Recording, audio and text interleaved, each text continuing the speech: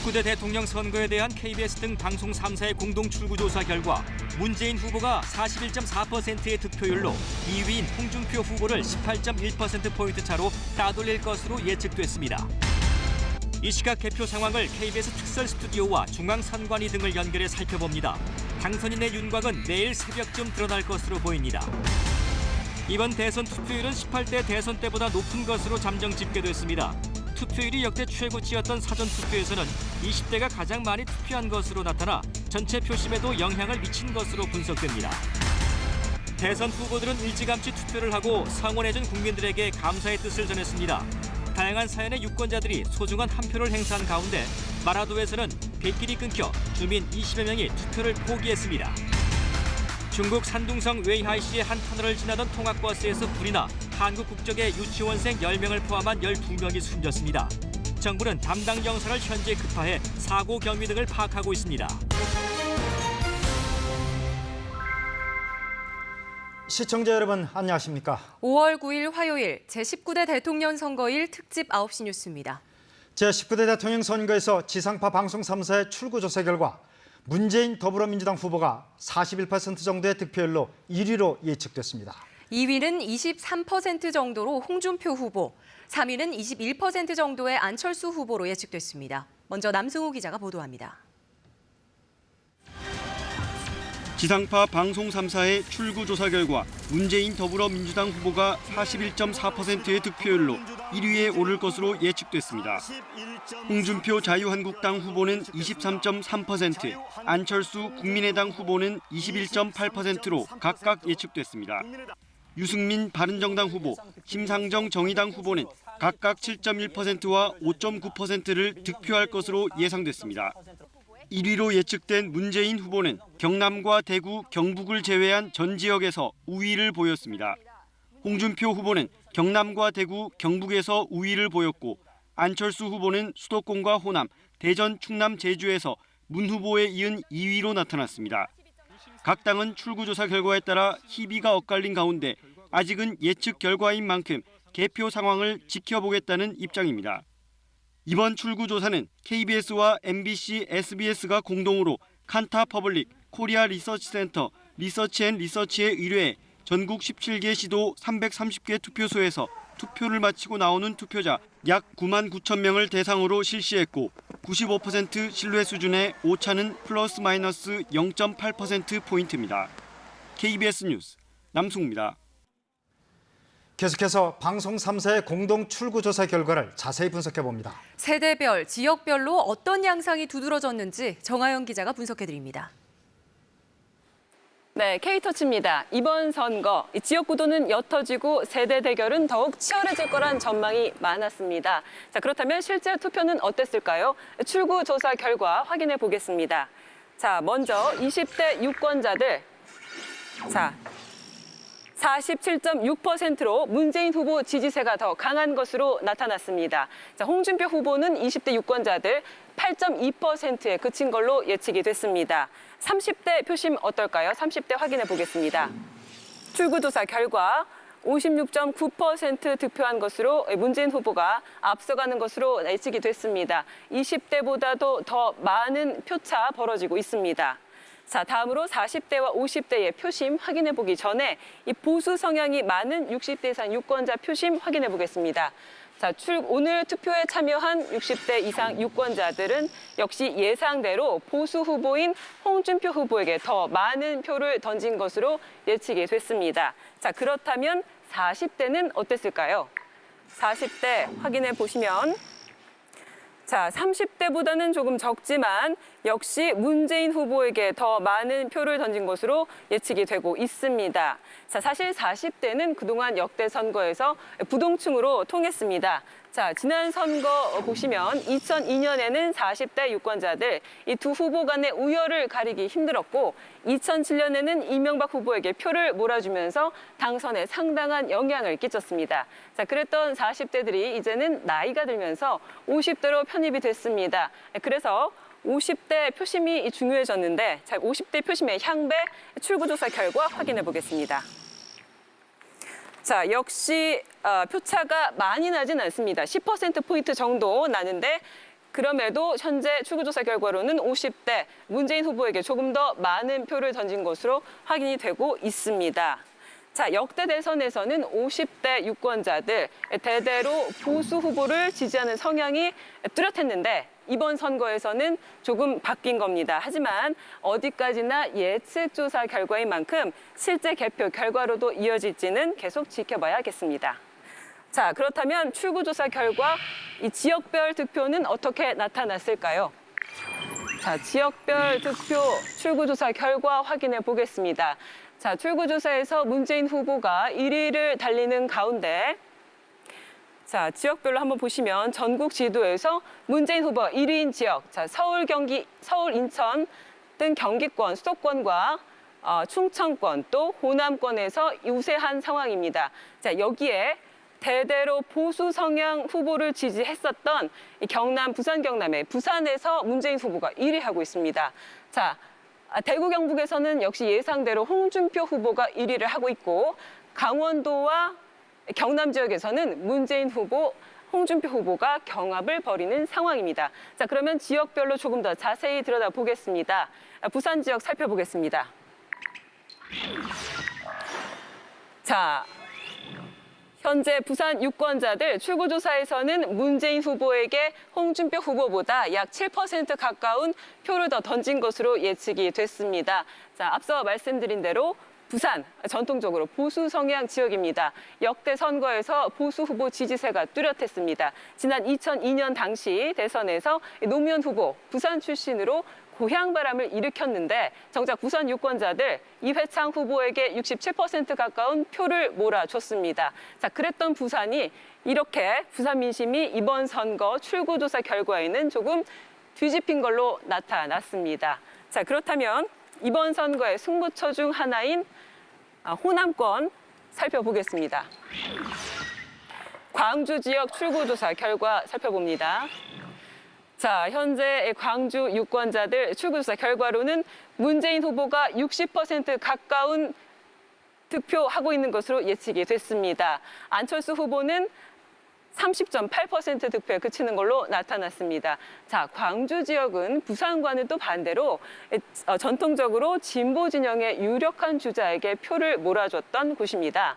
자, 2002년에는 노무현, 2007년에 정동영, 2012년에는 이렇게 문재인 후보에게 80에서 90% 안팎의 지지를 보냈던 곳입니다.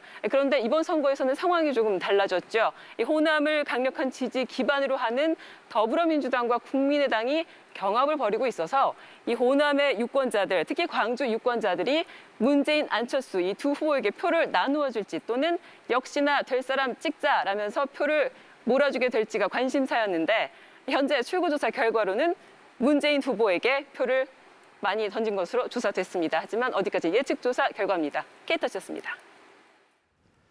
지금부터 약 1시간 전 출구조사 결과가 발표된 순간 각 당 후보 진영에서는 환호와 탄식이 교차했습니다.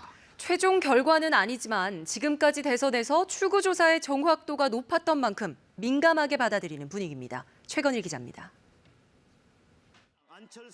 출구조사 결과가 발표된 저녁 8시, 각 당 후보 진영의 반응은 명확하게 엇갈렸습니다. 문재인 후보가 40%를 넘기며 1위를 차지하자 더불어민주당에서는 박수와 환호가 터져나왔습니다. 당직자들은 자리에서 일어나 악수를 나누며 기쁨을 감추지 못했습니다. 비록 과반 득표는 아니지만 2위 홍준표 후보와의 격차가 18%포인트 이상 벌어지면서 다소 안도하는 분위기입니다. 자유한국당에서는 그야말로 무거운 침묵이 흘렀습니다. 23.3% 득표로 2위. 보수층의 결집으로 홍 후보의 지지율이 후반 상승세를 보였지만 결과는 기대에 미치지 못했습니다. 붉은색 선거운동복을 맞춰 입은 당직자들은 거의 미동도 하지 않은 채 굳은 표정으로 방송을 지켜봤습니다. 국민의당 지도부도 굳게 입을 다물었습니다. 양강 구도까지 형성했던 안철수 후보가 21.8% 득표에 그치자 곳곳에서 탄식이 흘러나왔습니다. 특히 오차범위 이내지만 홍 후보에게도 뒤진 것으로 나타나자 당 관계자들은 믿기 어렵다는 모습을 보였습니다. 바른정당도 고개를 숙였습니다. 막판 인기몰이로 상당한 득표를 기대했던 유승민 후보 측은 낮은 득표율로 4위에 머물자 실망한 표정이 역력했습니다. 정의당 역시 아쉬움이 큰 분위기입니다. 진보정당 역사상 가장 높은 5.9% 득표율이지만 선거운동 기간 지속적으로 상승했던 지지율 추이보다 결과가 미흡했기 때문입니다. 각 당 후보 진영은 최종 결과가 달라질 가능성이 있는 만큼 기대와 긴장감 속에서 개표 방송을 지켜보고 있습니다. KBS 뉴스 최건일입니다.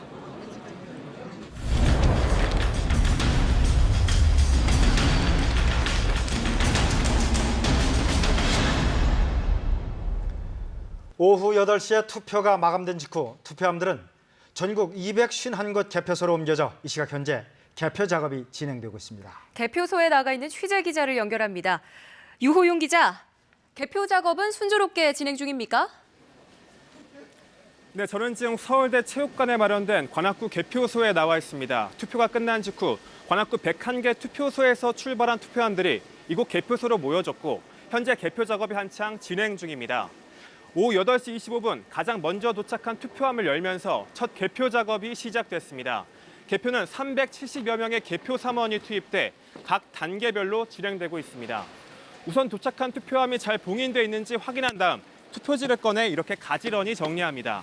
현재 계안부 사무관들이 투표용지를 한 장씩 같은 방향으로 모아 정리하고 있습니다. 이렇게 정리한 투표지는 투표지 분류기에 넣게 되는데요. 보고 계신 이 장비가 바로 투표지 분류기입니다. 투표 결과에 따라 각 후보자별로 자동으로 투표지가 분류됩니다. 분류기가 읽지 못한 표들은 따로 모아 개표 사무원들이 육안으로 유무표 여부를 판단합니다. 지역 선관위원들이 마지막 검열까지 하고 나면 위원장이 개표 결과를 발표하게 됩니다. 개표 결과는 곧바로 선관위 중앙 서버로 실시간으로 모아져 언론 등을 통해 공포됩니다. 현장에는 개표 참관인 150여 명도 나와 개표 전 과정을 지켜보고 있습니다. 지금까지 관악구 개표소에서 KBS 뉴스 유호윤입니다. 보신 것처럼 전국 251곳 개표소에서 개표가 진행되고 있는데요. 순조롭게 진행되면 내일 새벽 6시쯤이면 끝날 것으로 보입니다.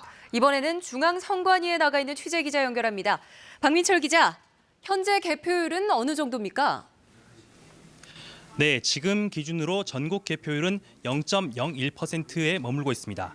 1시간 전 투표가 끝나고 투표함이 개표소로 도착하기까지 다소 시간이 걸렸기 때문으로 보이는데 잠시 뒤부터는 전국 개표율이 속속 올라갈 예정입니다. 이번 19대 대선의 잠정 투표율은 지난 18대 대선 최종 투표율 75.8%보다 1.4%포인트 높은 77.2%로 집계됐는데요. 광주가 82%로 가장 높았고 세종시가 80.7%로 뒤를 이었으며 제주는 가장 낮았습니다. 수도 서울의 투표율도 전국 평균보다 높은 78.6%였습니다. 투표 시간이 오후 6시에서 8시로 연장되면서 개표가 완전히 끝나는 시간은 지난 대선 때보다 늦은 내일 오전 6시 이후가 될 것으로 보입니다. 다만 개표율이 70%를 넘는 내일 새벽 2시쯤이면 사실상 당락이 확정될 것으로 보입니다. 선관위는 개표가 최종적으로 종료되면 내일 오전 선관위원 전체 회의를 소집해 당선인을 의결합니다. 지금까지 중앙선거관리위원회에서 KBS 뉴스 박민철입니다. 이번 19대 대선의 투표율은 77.2%로 잠정 집계되고 있습니다. 16대 이후 지난 세 차례의 대선 가운데 최고치인데요. 김지숙 기자가 투표율 상승 이유를 분석했습니다. 19대 대선의 투표율을 견인한 건 대선에서 처음 실시된 사전투표였습니다. 지난 4일부터 이틀 동안 실시한 사전투표의 투표율은 26.1%. 전체 유권자의 4분의 1에 육박하는 1,107만 2천여 명이 참여했습니다. 지난 2013년 사전투표제가 도입된 이후 최고치입니다. 투표율이 이틀 늘어난 데다 본투표도 2시간 연장되면서 자연스레 투표율 상승으로 이어졌다는 분석이 나옵니다. 이번 대선이 박근혜 전 대통령의 탄핵으로 조기에 치러지게 된 점도 투표 열기를 높인 요인으로 꼽힙니다. 대통령 탄핵, 구속 이런 상황을 거치면서 선거 정말 장르로 타면 저렇게 되는구나 하는 생각이 국민들 사이에 널리 퍼졌고요. 주요 정당 후보들이 단일화 없이 완주하면서 다자구도가 형성된 것도 투표율 상승의 큰 이유입니다. 후보들의 치열한 경쟁으로 인한 국민적 관심도 상승과 함께 약세 후보들의 선전으로 자유롭게 소신 투표를 할 수 있는 분위기가 형성되면서 15년 만에 가장 높은 투표율로 이어졌다는 분석입니다. KBS 뉴스 김지숙입니다. 이번 대선에서는 특히 이례적으로 높았던 사전 투표율이 선거 결과에 상당한 영향을 미칠 것으로 예상되고 있습니다. 사전 투표에서 미리 드러난 지역별, 세대별 표심을 이슬기 기자가 분석했습니다. 지난 4일과 5일 이틀에 걸쳐 사전 투표한 유권자는 1,107만 명, 투표율 26%로 역대 최고를 기록했습니다. 지역별 사전 투표율을 보면 세종이 34.4%, 전남 34%로 가장 높았고 대구는 20% 초반에 그쳐 상대적으로 낮았습니다. 호남 지역의 표심이 일찍 결정난 반면 대구 등 영남 지역은 후보 선택을 끝까지 고심한 셈입니다. 연령별로 분석해보니 전체 사전 투표자 1,107만 명 가운데 20대가 264만 명으로 전체의 23.9%를 차지해 가장 많았습니다. 60세 이상 노년층은 223만 명이 사전에 투표해 20대의 뒤를 이었습니다. 나머지 세대의 사전 투표율은 50대 19.6%, 40대 18.7%, 30대 17.4% 순이었습니다. 청년층에서 일찌감치 지지 후보를 결정하고 사전 투표에서 표를 몰아줬을 가능성이 높다는 분석입니다. 문재인 후보가 만약에 유리하게 나왔다라고 하면 거기서 한 몇 퍼센트 포인트 정도는 더 사전 투표에서 득표를 했을 가능성이 높다. 하지만 20대와 60대 이상의 사전 투표자 수 차이는 3%포인트 정도에 불과했습니다. 사전 투표에 청년층만 몰렸을 것이라는 통념과 달리 청년층과 노년층이 팽팽한 세대 대결 양상을 펼친 겁니다. 사전 투표제의 편리성이 지금 많이 좀 홍보가 됐다. 사전 투표가 전체 투표에서 차지하는 비중이 늘어난 가운데 사전 표심이 전체 선거 결과에도 상당한 영향을 미친 것으로 분석됩니다. KBS 뉴스 이슬기입니다.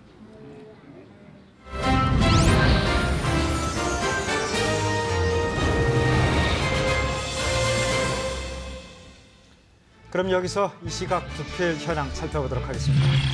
먼저 전국적으로 아직은 개표가 초반입니다만 홍준표 후보가 40.5%, 문재인 민주당 후보 30.8%, 국민의당 안철수 후보 18.2% 얻고 있습니다. 서울 서대문 개표소 상황입니다. 0.2%가 진행된 상황에서 문재인 후보 50.1%, 안철수 후보 18.7%, 홍준표 후보 18.1%의 표를 얻고 있습니다. 지역별 개표 현황입니다. 부산 강서입니다. 현재 1%가 개표된 가운데 한국당 홍준표 후보 42.9%, 더불어민주당 문재인 후보 35.4%, 국민의당 안철수 후보 14.6% 얻고 있습니다. 0.2%가 개표된 경북 울릉입니다. 문재인 후보 53.3%, 안철수 후보 20%, 유승민 후보 13.3%입니다. 3.9%가 개표된 경북 예천입니다. 자유한국당 홍준표 후보 60.7%, 더불어민주당 문재인 후보 15.4%, 국민의당 안철수 후보 13.8% 얻고 있습니다. 경북 고령으로 가봅니다. 0.7% 개표된 상황에서 홍준표 후보가 52.6%, 문재인 후보 16%, 안철수 후보 12.2%의 득표율을 보이고 있습니다. 경북 군입니다. 자유한국당 홍준표 후보 71.1%, 더불어민주당 문재인 후보 11.3%, 국민의당 안철수 후보 8.8% 얻고 있습니다. 경북 청송입니다. 0.5% 개표된 상황입니다. 홍준표 후보가 34.1%, 안철수 후보 25.3%, 문재인 후보 23.1%입니다. 계속해서 경북 영양입니다. 0.4%가 개표된 가운데 민주당 문재인 후보 47.8%, 국민의당 안철수 후보 32.6%, 정의당 심상정 후보 6.5% 얻고 있습니다. 0.5%가 개표된 경북 울진입니다. 홍준표 후보 41.4%, 문재인 후보 26.1%, 안철수 후보 24.8%입니다. 전남 완도입니다. 0.8%가 개표됐는데요. 민주당 문재인 후보 61.5%, 국민의당 안철수 후보 27.5%, 자유한국당 홍준표 후보 3% 얻고 있습니다. 전남 영광은 어떨까요? 1% 개표됐습니다. 문재인 후보 50%, 안철수 후보 41.4%, 심상정 후보 3.1%입니다. 네, 전북 순창입니다. 민주당 문재인 후보 53.8%, 국민의당 안철수 후보 20.5%, 자유한국당 홍준표 후보 12.8% 얻고 있습니다. 0.5% 개표된 충남 천안 동남입니다. 문재인 후보 36.3%, 홍준표 후보 28%, 안철수 후보 22.9% 득표했습니다. 충남 금산입니다. 아직 개표 초반이어서 0.6%가 개표됐는데요. 문재인 후보 34.4%, 안철수 후보 29.6%, 홍준표 후보 28.5% 득표를 기록하고 있습니다. 충남 부여입니다. 문재인 후보 39.8%, 홍준표 후보 35.4%, 안철수 후보 18%입니다. 0.4% 개표됐습니다. 충남 서천입니다. 1% 개표됐는데요. 민주당 문재인 후보 43.1%, 국민의당 안철수 후보 27.3%, 자유한국당 홍준표 후보 20.8% 득표를 기록하고 있습니다. 2.7% 개표된 충남 예산입니다. 홍준표 후보 42.3%, 문재인 후보 28.2%, 안철수 후보 19.3%입니다. 충북 영동입니다. 4.7%가 개표됐는데요. 한국당 홍준표 후보 34.8%, 민주당 문재인 후보 34.1%, 국민의당 안철수 후보 20.4% 얻고 있습니다.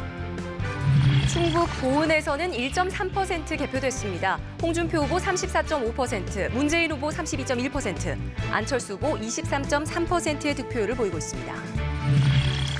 계속해서 충북 괴산입니다. 국민의당 안철수 후보 41.2%, 더불어민주당 문재인 후보 32.4%, 자유한국당 홍준표 후보 22.1% 얻고 있습니다.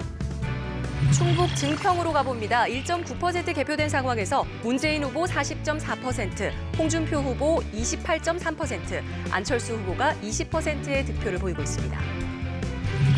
강원도로 갑니다. 양양인데요. 현재 개표율은 1.6%입니다. 민주당 문재인 후보 37.2%, 한국당 홍준표 후보 25.2%, 국민당 안철수 후보 21.6% 얻고 있습니다. 강원 인제는 1.3% 개표됐습니다. 문재인 후보 31.9%, 홍준표 후보 29.3%, 안철수 후보 21.9%의 표를 얻고 있습니다. 네, 각 지역별 주요 후보들의 득표 현황을 살펴봤는데요. 그럼 여기서 각 정당의 상황실을 연결해서 이 시각 현재 각 당 표정 살펴보도록 하겠습니다. 먼저 더불어민주당 상황실을 연결합니다. 김기은 기자, 그곳 분위기 전해주시죠. 네, KBS 등 방송 3사 출구조사 결과 문재인 대선 후보가 1위를 기록하자 민주당 상황실에 모인 사람들은 환호성을 터뜨리며 기쁨을 감추지 못했습니다. 문재인 후보가 오차 범위를 넘어 18.1%포인트로 2등인 홍준표 후보를 큰 격차로 앞서는 것으로 나타나자 여기저기서 승리를 자축하는 모습도 보였는데요. 특히 문재인 후보가 저녁 8시 반쯤 이곳 민주당 상황실을 방문해 캠프 관계자와 당직자들을 격려했습니다. 이때 여기저기서 문재인 대통령을 연호하는 함성이 터져 나왔을 때 분위기는 최고조로 달아올랐습니다. 그럼 여기서 문재인 후보의 말을 직접 들어보겠습니다. 간절함의 승리라고 생각합니다. 첫째는 정권 교체를 염원했던 우리 국민들의 간절함. 둘째로는 그 국민들의 간절함을 실현해내기 위해서 우리가 온 힘을 다해서 뛰었던 우리들의 간절함. 그것이 오늘 승리의 원동력이라고 그렇게 생각합니다. 문 후보는요, 이제 몇 시간 지나면 최종 결과가 나오겠지만 오늘이 새로운 대한민국의 문을 여는 그런 날이 되기를 기대에 맞이하는다고 밝혔습니다. 문 후보는 특히 다음 정부는 문재인 정부가 아니라 우리 더불어민주당 정부라고 강조하면서 우리 국민들이 염원하는 개혁과 통합, 그 두 가지 과제를 모두 이뤄내겠다고 약속했습니다. 문 후보는 20여 분 정도 이곳 상황실을 머물다가 지금은 서울 홍은동 자택으로 돌아가 가족들과 함께 개표 방송을 볼 예정입니다.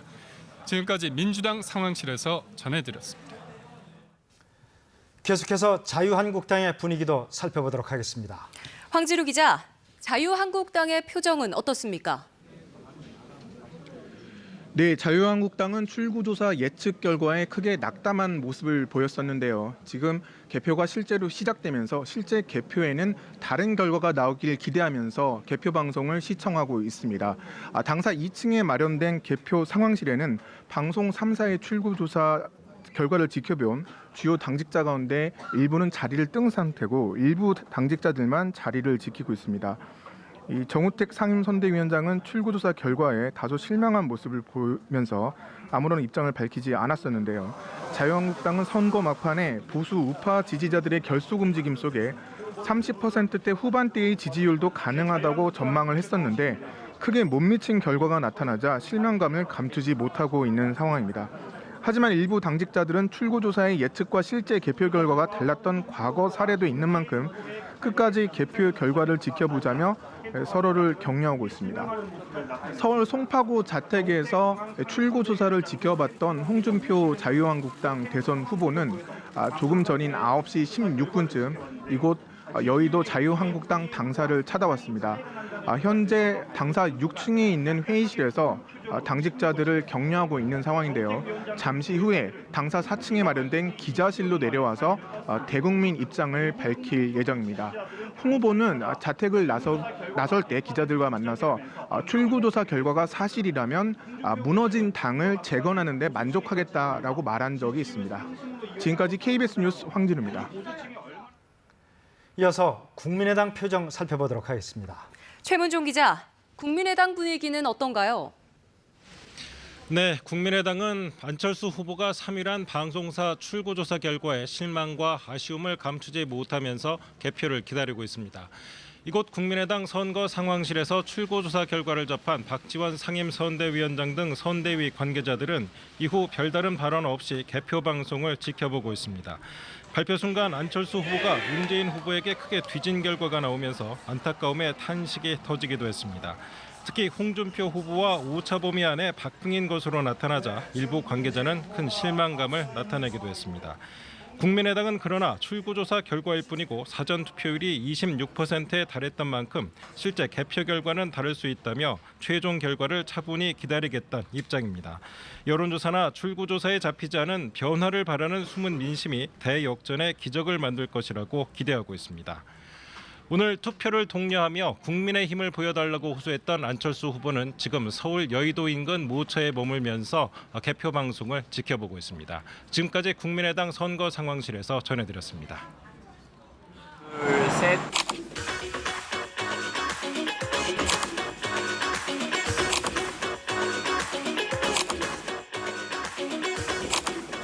정치에 무관심했었는데요. 꼭 투표해야 되겠다는 생각을 하고 왔어요. 새로 나올 대통령은 국민의 아픔이나 국민의 고통에 공감할 줄 알고 화합을 잘 이끌어내는 대통령이 되어줬으면 좋겠어요.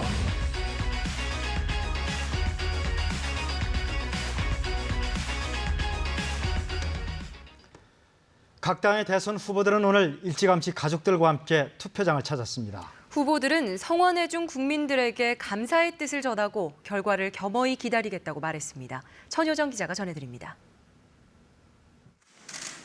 문재인 더불어민주당 후보는 오늘 오전 8시 반쯤 서울 홍은중학교에서 부인 김정숙 씨와 함께 투표했습니다. 이제는 나라다움 나라 만들어야겠다는 그 국민들의 결의가 만들어낸 선거입니다. 문 후보는 투표 뒤엔 자택 뒷산에 올랐는데 선거운동이 끝나 홀가분하지 않느냐는 취재진의 질문에 하나도 홀가분하지 않다고 답했습니다. 홍준표 자유한국당 후보는 부인 이순삼 씨와 투표한 뒤 후회 없는 대선이었다며 겸허히 결과를 기다리겠다고 말했습니다. 열심히 노력을 했습니다. 이제 국민들의 심판을 기다리도록 하겠습니다. 조부와 부모 묘소를 차례로 들른 뒤 SNS에 글을 올려 투표를 당부했습니다. 안철수 국민의당 후보는 지역구였던 노원구의 한 경로당에서 부인 김미경 교수, 딸 설희 씨와 함께 투표한 뒤 국민의 현명한 판단을 기다리겠다고 말했습니다. 취임식 할 여유가 없습니다. 바로 국회에서 선사하고 업무 시작하겠습니다. 투표 뒤에는 인터넷 생방송에 출연해 자기 뜻에 맞는 후보에게 투표하는 게 의미 있다고 밝혔습니다. 유승민 바른정당 후보는 대구에서 부인 오선희 씨와 함께 투표한 뒤 힘들 때 지지해준 국민들께 감사드린다고 말했습니다. 정권 교체에만 매달리지 말고 세상을 제대로 바꿀 사람이 누군지. 심상정 정의당 후보는 지역구인 경기도 고양시의 한 초등학교에서 남편 이승배 씨와 투표했습니다. 거침없는 개혁으로 지난 60년 낡은 정치 과감하게 혁신하겠습니다. KBS 뉴스 천유정입니다. 오늘 유권자들은 국민의 소중한 권리를 행사하며 새로운 선거 문화를 만들어갔습니다. 각양각색 유권자들의 표정을 임재성 기자가 모아봤습니다. 온종일 바쁘게 돌아간 투표소. 기표소보다 큰 청년이 다리를 넓게 벌리고 투표합니다. 두 딸과 함께 온 아빠의 기표소도 유난히 비좁아 보이지만 표정만큼은 밝습니다. 엄마랑 아빠랑 아이들에게 투표소는 산 교육 현장입니다. 그러니까 투표가 뭐냐고. 선거를 해서 표가 많이 나온 사람이 이 나라의 이제 대통령이 되는 거야. 투표소는 이 가족에겐 추억의 장소가 됐습니다. 내 가족이 와서 투표한 적은 처음인데요. 먼 훗날 영상을 보여줬을 때 국민의 큰 권리를 행사했다고 애들이 기억했으면 좋겠습니다. 아내의 휠체어를 밀고 투표장을 찾은 할아버지. 손에 깁스를 한 중년 여성. 목발을 짚은 젊은 여성도 투표에 참여했습니다. 저에게 주어진 그 한 표의 권리는 소중하기 때문에 부상을 딛고서라도. 인증사진은 이제 빠질 수 없는 선거의 볼거리입니다. 투표합시다.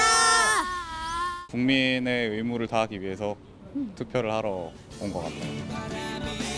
남녀노소, 유권자들은 소중한 투표권을 행사하며 새로운 선거 문화를 만들어갔습니다. KBS 뉴스 임재성입니다. 이렇게 오늘 전국에서 치러진 투표에는 지난해 국내에 입국한 탈북 주민과 110살의 할머니 등 다양한 유권자들이 참여해 참정권을 행사했는데요. 바다 날씨가 좋지 않아 안타깝게 투표에 참여하지 못한 유권자들도 있었습니다. 보도에 최영윤 기자입니다. 지난해 10월 국내에 들어온 탈북 주민 강모 씨는 오늘 태어나서 처음으로 제대로 된 투표를 했습니다. 국민들을 위해 봉사하고 희생하겠다는 후보들의 모습을 보고 자유의지로 후보를 선택하는 투표 과정을 직접 체험하면서 민주주의가 얼마나 소중한지 알게 됐다고 말합니다. 저는 여기 와서 정말 대통령 투표를 한다니까 막 마음이 설레고 계속 기다렸어요. 1907년생 올해로 110살인 김소윤 할머니도 한쪽 가슴에 카네이션을 달고 투표소를 찾았습니다. 거동은 조금 불편했지만 투표하는 손길에 거침은 없습니다. 100 빼고 이제 올해 10살밖에 안 됐어. 동해안 최북단 마을인 강원도 고성군 명파리에서도 200여 명의 주민들이 순조롭게 투표를 마쳤습니다. 반면 국토 최남단 마라도에선 악화된 바다 날씨로 백길이 끊겨 주민 20여 명이 투표를 포기해야 했습니다.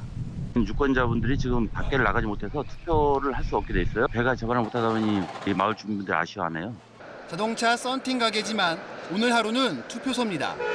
커피 전문점과 미용실, 자동차 판매소, 회가 현장 등 유권자 편의를 위해 마련된 다양한 민간시설 투표소에서도 소중한 한 표가 행사됐습니다. KBS 뉴스 최영윤입니다. 사실상 이번 조기 대선 탄생에 결정적 역할을 한 광화문 광장에는 오늘 투표를 마친 시민들의 발길이 종일 이어졌습니다. 이 시각 현재 광화문 광장을 연결해 봅니다.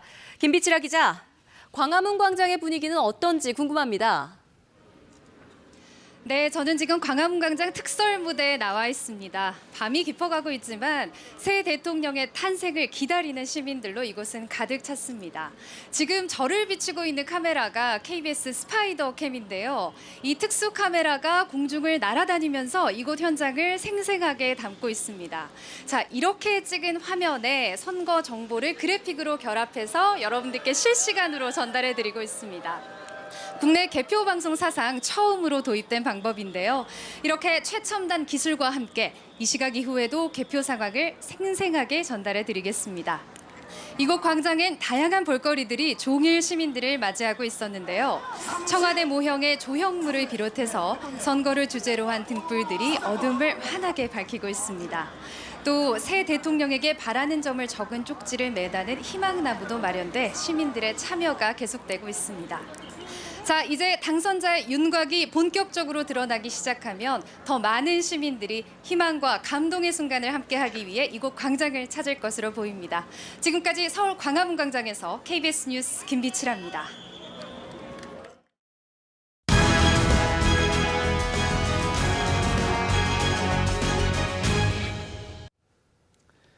이번 대선은 보궐선거로 치러진 만큼 19대 대통령의 임기는 내일 오전 개표가 끝나고 선관위가 당선을 확정하는 순간 곧바로 시작됩니다. 새 대통령은 취임 선서 수준의 약식 취임식만 거행하고 바로 청와대로 들어가 공식 직무에 들어갈 전망입니다. 대통령 당선과 취임 일정을 이종환 기자가 전해드립니다. 투표가 한창 진행 중이던 오늘 오후 국회. 주차장 대부분이 텅 비어 있습니다. 내일 있을 약식 취임식에 대비해 차량을 통제하고 경비도 강화했기 때문입니다. 준비를 하고 있죠. 어떤 준비를 하고 있는지 좀 말씀드릴 수가 없고 경호지도 있고. 밤샘 개표 작업이 끝나면 중앙선거관리위원장은 전체 회의를 소집하고 이 자리에서 당선을 확정하는 순간 새 대통령의 임기는 시작됩니다. 내일 오전 8시에서 10시 사이로 예상됩니다. 임기를 시작한 대통령은 첫 행선지로 관례에 따라 국립현충원을 참배한 뒤 취임식장으로 이동합니다. 취임식 장소로는 국회가 유력한데 산부 요인과 정당 대표가 지켜보는 가운데 취임 선서를 하는 수준의 약식 행사가 될 가능성이 큽니다. 취임식을 마친 대통령은 곧바로 청와대로 입성해 공식 업무를 시작하게 됩니다. 환영 행사에 나올 주민 100여 명에 대한 신원조회도 끝난 것으로 알려졌습니다. 성공적으로 임기를 잘 마칠 수 있도록 또 당선되신 분 축하도 드리고 또 그런 역할들 잘 해달라는 염원을 담아서 꽃다발도 증정해드리고.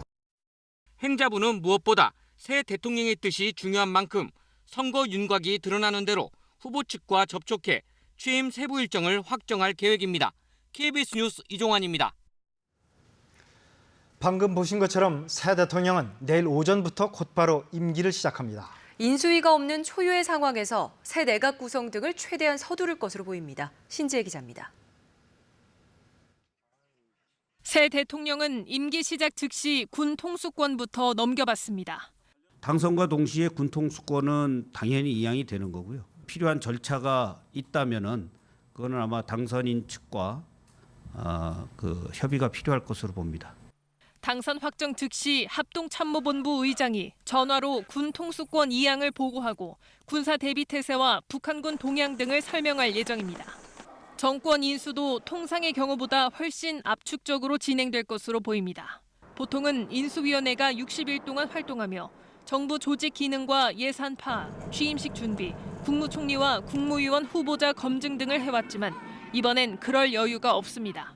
이에 따라 새 대통령은 인사청문회를 거치지 않는 청와대 참모진부터 임명해 정권 인수 작업과 국무위원 후보자들에 대한 검증 작업 등에 착수하도록 할 것으로 보입니다. 비서실장과 민정수석, 정무수석, 홍보수석, 대변인 등 핵심 보좌진부터 곧바로 인선 발표가 이뤄질 것으로 예상됩니다. 박근혜 정부 청와대 비서진은 업무 인수인계 준비를 마치고 일괄 사표를 제출했습니다. 대통령과 함께 새 정부의 국정을 이끌 초대 국무총리 후보자 인선도 신속하게 이뤄질 것으로 보입니다. 새 대통령이 확정되면 황교안 대통령 권한대행과 각 부처 장차관들은 즉각 사의를 표명할 예정입니다. 그러나 국무위원 재청권을 갖고 있는 총리 없이는 장관 후보자를 발표할 수 없기 때문에 당분간 신구 정부 동거 상황이 이어질 가능성이 있습니다. 국무총리 임명동의안의 국회 통과가 늦어지거나 낙마하는 국무위원 후보자들이 생기면 국정 공백이 더 길어질 수도 있습니다. KBS 뉴스 신지혜입니다. 현재 각 정당의 국회 의석 분포입니다. 더불어민주당이 120석으로 가장 많고 자유한국당, 국민의당, 바른정당, 정의당이 그 뒤를 잇고 있습니다. 원내 일당이 집권에 성공해 여당이 되더라도 단순 과반에만 30석이 부족합니다. 국회 선진화법이 요구하는 쟁점 법안 처리 정족수 180석에는 60석이나 모자랍니다. 결국 야당의 협조를 받지 못하면 국정 운영에 필요한 법안을 단 한 건도 통과시킬 수 없는 구조인 겁니다. 어느 정당이 여당이 되더라도 여소야대 정국에서 벗어날 수가 없는 겁니다. 이 같은 정치 지형 속에서 새 대통령이 어느 정도 득표율로 당선이 되느냐도 향후 국정 운영에 적지 않은 영향을 미칠 것으로 보입니다. 박원기 기자의 보도입니다. 지난 1987년 대선 당시 민정당 노태우 당선자가 얻은 득표율은 불과 36.6%. 김영삼, 김대중 두 후보를 합친 55%에 크게 못 미쳤습니다. 이듬해 총선까지 민정당이 과반 의석을 확보하지 못하면서 정부 여당이 전혀 힘을 쓰지 못하자 결국 3당 합당이라는 정계 개편으로 이어졌습니다. 대단합으로 큰 국민정당을 탄생시켜 정치적 안정 위에서 새로운 정치 질서를 이번 대선의 경우 당선자가 과반 득표를 한다면 여소야대 상황이긴 하지만 국민적 지지를 바탕으로 국정 추진과 정계 개편의 동력을 얻을 수 있습니다. 반면 득표율이 50% 미만일 경우에는 야당이 협조하지 않을 경우 국정 운영에 어려움이 예상됩니다. 특히 87년 노태우 당선자처럼 30%대 득표에 그친다면 취임 초기부터 국무총리와 국무위원 임명이나 정부조직법 처리 등이 난관에 부딪힐 수 있습니다. 결국은 개혁적 보수와 합리적 진보를 총망라한 대탕평 인사를 통해서 통합정부를 만드는 것이 가장 중요한 과제라고 봅니다. 보수층의 결집 여부도 전국의 변수가 될 것으로 보입니다. 홍준표 후보나 유승민 후보가 선전할 경우 자유한국당과 바른정당은 보수층 결집을 등에 업고 기사회생할 수 있는 발판을 마련할 수 있지만 저조한 득표에 그치면 당의 내분이 심해질 것이라는 전망이 나옵니다. KBS 뉴스 박원기입니다. 외로운 길이었지만.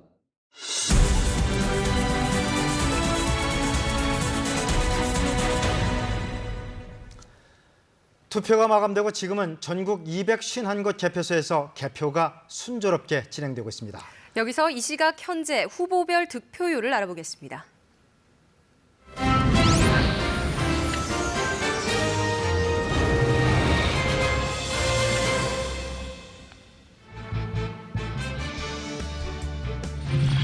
먼저 전국적인 득표 상황입니다. 민주당 문재인 후보가 36.2%를 득표하고 있고요. 자유한국당 홍준표 후보 30.8%, 국민의당 안철수 후보 21.7% 얻고 있습니다. 서울 지역입니다. 0.2% 개표됐습니다. 문재인 후보 42.6%, 안철수 후보 22.4%, 홍준표 후보 21.8%입니다. 경기 지역은 0.9%가 개표된 가운데 민주당 문재인 후보가 37.6%, 자유한국당 홍준표 후보 25.9%, 국민의당 안철수 후보 23.6% 얻고 있습니다. 인천 살펴볼까요? 0.3% 개표된 상황에서 홍준표 후보가 43%, 문재인 후보 25.4%, 안철수 후보 21%의 득표율을 보이고 있습니다. 아직은 개표 시작 단계인데요. 부산입니다. 0.5%가 개표된 가운데 한국당 홍준표 후보 39%, 민주당 문재인 후보 34.5%, 국민의당 안철수 후보 16.4% 얻고 있습니다. 경남은 0.6% 개표됐습니다. 홍준표 후보 40.9%, 문재인 후보 35.1%, 안철수 후보 13%의 표를 얻고 있습니다. 울산입니다. 0.1% 개표됐습니다. 한국당 홍준표 후보 52.9%, 민주당 문재인 후보 19.4%, 국민당 안철수 후보 15.1% 얻고 있습니다. 대구 살펴봅니다. 0.8% 개표된 상황에서 홍준표 후보 51.6%, 문재인 후보 18.8%, 안철수 후보 14.4%입니다. 경북입니다. 2% 개표됐습니다. 한국당 홍준표 후보 58.8%, 민주당 문재인 후보 16.7%, 국민의당 안철수 후보 13.1% 얻고 있습니다. 광주는 어떨까요? 문재인 후보가 55.5%, 안철수 후보 36.6%, 심상정 후보 3.9%입니다. 전남입니다. 1.7% 개표됐습니다. 민주당 문재인 후보 58.4%, 국민당 안철수 후보 32.7%, 정의당 심상정 후보는 3.2% 얻고 있습니다. 0.7% 개표된 전북입니다. 문재인 후보 63.5%, 안철수 후보 26.5%, 홍준표 후보 3.8% 득표했습니다. 세종시입니다. 0.8% 개표되고 있습니다. 민주당 문재인 후보 46.2%, 국민당 안철수 후보 20.8%, 한국당 홍준표 후보 19.9% 득표하고 있습니다. 충남의 득표율입니다. 1.3% 개표됐습니다. 문재인 후보 34%, 홍준표 후보 32.2%, 안철수 후보 23.1%입니다. 계속해서 충북입니다. 1.1% 개표됐습니다. 민주당 문재인 후보 36.6%, 한국당 홍준표 후보 30.8%, 국민당 안철수 후보 20.4% 얻고 있습니다. 강원은 1.2% 개표됐습니다. 문재인 후보 33.4%, 홍준표 후보 32.8%, 안철수 후보 19%의 표를 얻고 있습니다. 제주입니다. 0.3% 개표됐습니다. 더불어민주당 문재인 후보 46.1%, 국민의당 안철수 후보 20.7%, 자유한국당 홍준표 후보 18.7% 득표 기록하고 있습니다. 미리 치러졌던 사전투표에서는 민주당 문재인 후보가 36.6%, 한국당 홍준표 후보가 32.3%로 두 후보의 표차는 4,745표 차입니다. 재외유권자 투표율 역대 최고치였죠. 1.1% 개표된 상황에서 문재인 후보가 56.6%, 안철수 후보가 19.4%의 득표율을 보이고 있습니다. 906표 차입니다.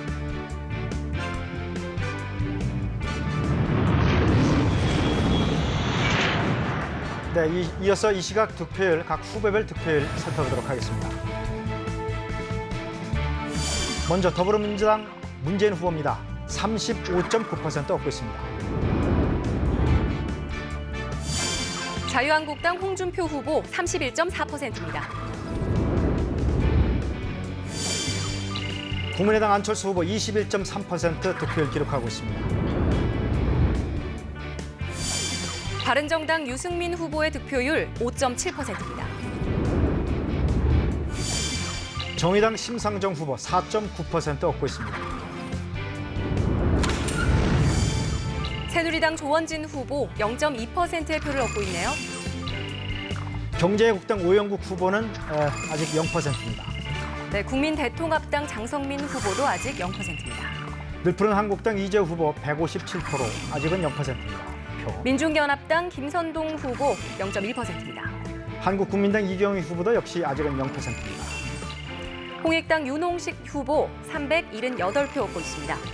무소속의 김민찬 후보 0.1% 득표하고 있습니다.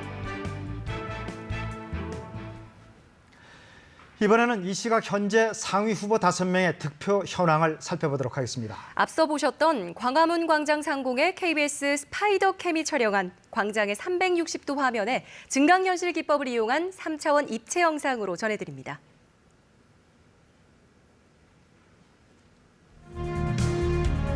네, 이 시각 득표율인데요. 먼저 민주당 문재인 후보가 35.9% 얻고 있습니다. 네, 2위는 자유한국당 홍준표 후보 31.2%의 득표율을 보이고 있습니다. 네, 3위죠. 현재 국민당 안철수 후보는 21.4% 득표율 기록하고 있습니다. 4위는 바른정당의 유승민 후보입니다. 득표율은 5.7%입니다. 현재 13명의 후보 가운데 5위는 정의당 심상정 후보입니다. 5% 득표율 기록하고 있습니다. 오늘 한국의 조기 대선 결과에 전 세계의 관심이 집중되고 있습니다. 특히 우리와 관계가 깊은 미국과 중국, 일본 등 주요국들의 관심이 큰데요. 각국의 반응 살펴보겠습니다. 먼저 미국으로 갑니다. 전주철 특파원, 미국은 어떤 반응을 보였습니까? 네, 미국 정부와 언론은 한국 대선 결과와 그 파장에 촉각을 곤두세우고 있습니다. 미국 정부는 한국의 새 대통령과 건설적이고 깊은 협력 관계를 지속하길 기대한다고 밝혔습니다. 미 국무부는 논평에서 한국 국민이 이번 대선 과정 내내 법치와 민주주의를 보여준 것을 높이 평가한다면서 양국 관계는 이러한 공동 가치에 기반하고 있다고 역설했습니다. 미국은 특히 한미 동맹의 굳건함을 강조하면서 북한의 위협으로부터 한국을 방어하는 데 역할을 다할 것이라고 다짐했습니다. 미 언론도 투표 진행 상황과 출구조사 결과 등을 시시각각 보도하면서 한국 대선을 주요 뉴스로 다뤘습니다. CNN과 뉴욕타임스 등은 새 대통령이 대북 정책을 어떻게 펼칠지에 가장 큰 관심을 보였습니다. 미 언론은 특히 새 정부가 미국, 일본과 북핵 공조를 어떻게 해나갈지와 한반도 사드가 유지될지 여부 등을 지켜봐야 한다고 전했습니다. 계속해서 베이징을 연결합니다. 오세근 특파원, 중국의 반응은 어떻습니까? 네, 중국 외교부는 오늘 정례 브리핑에서 한국 대선에 대해 직접적인 논평을 하지 않았습니다. 민감한 한중 관계를 고려한 것으로 보입니다. 다만 사드 배치에 대한 중국의 반대 입장은 변함없다고 밝혔습니다. 반면 중국 관영 매체들은 일제히 한국의 대선 소식을 톱뉴스로 전하며 큰 관심을 나타냈습니다. 중국 중앙 CCTV는 대선 후보의 유세 현장과 공약, 투표소 분위기를 4시간 전했습니다. 또 누가 대통령이 되든 한중 관계와 남북 관계 개선, 그리고 경제 활성화가 급선무가 될 것이라고 내다봤습니다. 환구15 등은 새 대통령이 한중 관계 개선에 나설 가능성이 크다며 사드 배치가 핵심 쟁점이 될 것이라고 분석했습니다. 신화통신은 한반도 긴장이 고조되고 있는 상황에서 새 정부는 대북 평화 정책으로 돌아와야 한다고 주장했습니다. 마지막으로 도쿄를 연결합니다. 이승철 특파원, 아베 총리가 우리 대선에 무슨 언급을 한 것 같군요. 네, 아베 총리가 국회에서 관련된 이야기를 했습니다. 북한의 위협에 대처하기 위해서 한국의 새 대통령과 한일 또 한미일 간 안정보장 면에서 협력해 나가고 싶다, 이렇게 말을 했습니다. 또 가능한 빨리 통화하고 싶다는 바람도 나타냈습니다. 아베 총리의 발언에서도 알 수 있듯이 대선과 관련한 일본의 최대 관심사는 역시 대북 문제입니다. 일본 언론들은 오늘 또 각 후보별로 북한 문제에 어떤 태도를 보이고 있는지 분석을 했는데요. 수가 관방장관은 한국은 전략적 이익을 공유하는 가장 중요한 이웃 국가로 특별한 관심을 갖고 주시하고 있다고 말하기도 했습니다. 그리고 또 한 가지, 일본 측은 새 대통령이 위안부 합의에 대해 앞으로 어떻게 접근할지 큰 관심을 두고 있습니다. 기본적으로 주요 후보들이 모두 위안부 합의에 비판적이라는 소식을 전하고 있고요. 일본 정부가 합의 이행을 요구할 것이라는 보도도 이어지고 있습니다. 지금까지 도쿄에서 전해드렸습니다. 일반 소식 잠깐 살펴보겠습니다. 트럼프 미국 대통령이 핵 포기를 조건으로 북한의 정상회담을 제안했다고 일본 언론이 보도했습니다. 중국을 통해 이런 의사를 북에 전달했다는 건데요. 김정은 체제를 보장하겠다는 방침도 전달한 것으로 전해졌습니다. 워싱턴 박유한 특파원입니다. 연일 북을 압박하던 트럼프 대통령이 지난 1일 돌연 김정은에게 대화를 제안합니다. I would be honored to do it if it's under the right circumstances. 이 적절한 상황이란 역시 북의 비핵화였던 걸로 풀이됩니다. 트럼프 대통령이 핵과 미사일 개발 포기를 조건으로 미국에서 김정은과 회담을 하겠다는 뜻을 중국을 통해 북에 제안했다고 교도통신이 보도했습니다. 트럼프 대통령은 또 북의 체제 전환과 김정은 정권의 붕괴, 남북 통일 가속화, 미군의 북진 등 4가지를 하지 않겠다는 뜻을 중국에 전달했습니다. 이는 지난 3일 틸러슨 미 국무장관이 밝힌 내용과 맥락을 같이 합니다. 중국도 반색했습니다. 美方在当前形势下释放出通过对话协商解决半岛核问题的这个信号是具有积极意义的。 하지만 우리 외교부 당국자는 해당 보도는 미국이 확인해 줄 사항이지만 우리로선 사실이 아닌 것으로 알고 있다고 밝혔습니다. 이런 상황에서 미국과 북한은 노르웨이 오슬로에서 반민 반관 대화를 진행 중입니다. 비공식 접촉이지만 서로의 의중을 파악하는 자리가 될 것으로 보입니다. 워싱턴에서 KBS 뉴스 박유환입니다. 중국에서 안타까운 소식이 들어왔습니다. 중국 웨이하이시에서 국제학교 유치원 버스에 불이 나 12명이 참변을 당했는데 희생자 가운데 10명이 4살부터 7살 사이 우리 교민 자녀 유치원생이었습니다. 김태욱 특파원이 전해왔습니다.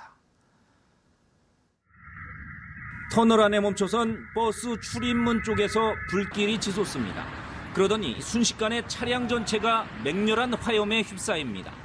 인근 한국국제학교로 향하던 통학버스입니다. 风可能是封路了，就那边都不能走了。然后来的路上看到有那个120的车和那个公安的车。 이 사고로 버스에 타고 있던 유치원생과 운전기사 등 12명이 숨졌습니다. 특히 4살에서 7살까지 유치원생 11명은 단 1명도 빠져나오지 못했습니다. 이 가운데 10명은 현지 한국 교민 자녀들입니다. 예의시장하고 이야기를 했는데 일단 사고 나고 곧바로 신고했는데 20분 안에 그냥 순간적으로 다 이게 연소가 돼버렸네요.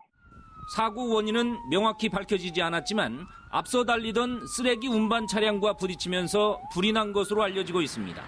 이번 참변을 빚은 학교는 한국국제학교라는 명칭을 쓰고 있을 뿐 한국교육부의 인가를 받은 곳은 아닌 것으로 확인됐습니다. 주 칭다오 총영사관은 곧바로 사고대책본부를 구성해 현장에서 사고 수습을 지휘하고 중국 공안과 함께 사고 원인 등을 조사하고 있습니다. 상하이에서 KBS 뉴스 김태욱입니다.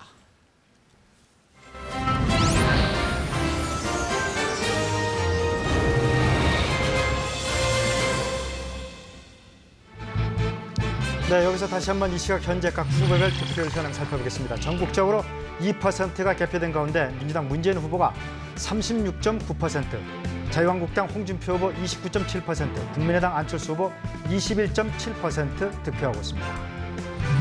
지금까지 0.7% 개표된 서울 지역입니다. 문재인 후보 40.3%, 홍준표 후보 23.4%, 안철수 후보는 23.1%입니다. 경기 지역입니다. 개표율 2.6% 기록하고 있습니다. 문재인 후보가 38.7, 홍준표 후보 24.1, 안철수 후보 24% 득표율 기록하고 있습니다. 인천에서는 0.8% 개표됐습니다. 홍준표 후보 38.1%, 문재인 후보 28%, 안철수 후보 22.7%의 표를 얻고 있습니다. 부산입니다. 1.4% 개표됐습니다. 홍준표 후보 38.4, 문재인 후보 34.7, 안철수 후보 16.5% 얻고 있습니다. 경남 살펴봅니다. 2.3% 개표된 가운데 홍준표 후보가 40.8%, 문재인 후보 35.3%, 안철수 후보 13.1%입니다. 울산입니다. 개표율은 0.9%입니다. 더불어민주당 문재인 후보 35.1%, 자유한국당 홍준표 후보 31.8%, 국민의당 안철수 후보 16.9% 얻고 있습니다. 대구입니다. 홍준표 후보가 50.8%, 문재인 후보 18.8%, 안철수 후보 14.5%입니다. 2.8% 개표된 상황입니다. 경북입니다. 개표율 4.9%인데요. 홍준표 후보는 이 지역에서 가장 높은 득표율인 57.7%를 얻고 있습니다. 문재인 후보는 17%, 문재인 후보 개인으로서는 경북에서 가장 낮은 득표율입니다. 안철수 후보는 13.6% 얻고 있습니다. 광주는 어떨까요? 2.3% 개표됐습니다. 문재인 후보가 55.4%, 안철수 후보 36.3%, 심상정 후보 4.2%입니다. 전남입니다. 4.2% 개표됐습니다. 문재인 후보 58.3%, 안철수 후보 33.1%, 심상정 후보는 3.4%로서 지역별로서는 이 지역에서 가장 낮은 득표율입니다. 2.3% 개표된 전북입니다. 문재인 후보 63.3%, 안철수 후보 26.3%, 심상정 후보 3.9%입니다. 세종시입니다. 2.1% 개표됐습니다. 문재인 후보 42.6%, 홍준표 후보 23.6%, 안철수 후보 21.5% 득표를 기록하고 있습니다. 3.3% 개표된 충남입니다. 문재인 후보 36.3%, 홍준표 후보 29.7%, 안철수 후보 22.9% 득표했습니다. 계속해서 충북입니다. 개표율은 3.2%입니다. 민주당 문재인 후보 36.6%, 한국당 홍준표 후보 29.8%, 국민당 안철수 후보 21.3% 얻고 있습니다. 강원에서는 2.4% 개표됐네요. 문재인 후보가 34.1%, 홍준표 후보 33%, 안철수 후보 18.9%의 표를 얻고 있습니다. 제주입니다. 1.6% 개표됐습니다. 민주당 문재인 후보가 43.5%, 국민당 안철수 후보가 22.4%, 한국당 홍준표 후보 19.8% 얻고 있습니다.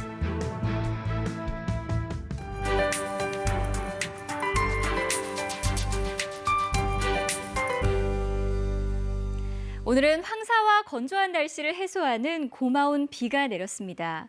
밤사이 곳곳에 비가 조금 더 내리겠는데요. 비가 그치고 내일은 파란 하늘을 볼 수 있겠고 미세먼지 농도는 보통 수준을 회복하겠습니다. 낮 동안에는 20도를 웃돌며 활동하기 무난하겠습니다. 내일 서울의 낮 기온 22도로 오늘과 비슷하겠고 남부지방은 한낮에 대구 23도 등으로 오늘보다 5도에서 7도 정도 더 높겠습니다. 내일 새벽까지 일부 지역에는 비가 더 내리겠고 낮부터는 점차 개겠습니다. 밤부터 내일 아침 사이 서해안과 일부 내륙에는 안개가 끼겠습니다. 중부지방의 아침 기온은 오늘보다 조금 낮겠고 낮 기온은 서울과 대전 22도로 오늘만큼 오르겠습니다.